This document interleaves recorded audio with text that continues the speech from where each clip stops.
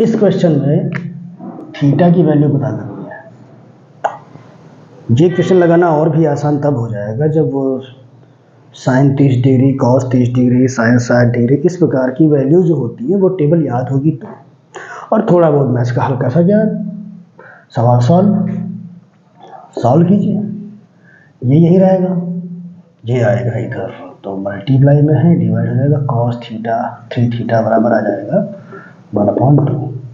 अब हमें रिकॉल करना है कि कॉस के किस डिग्री का मान जो होता है वो 1/2 होता है। तो हमें याद रखना है कि कॉस 60 डिग्री का मान जो होता है वो 1/2 होता है। कॉस कॉस कैंसिल हो जाएगा तो 3 थीटा बराबर 60 दिखेगा। अब थीटा बराबर 60, ये मल्टीप्लाई में इधर डिवाइड में आ जाएगा, 3 से काटेंगे 20 आ जाएगा। This is the value of theta 20 degree.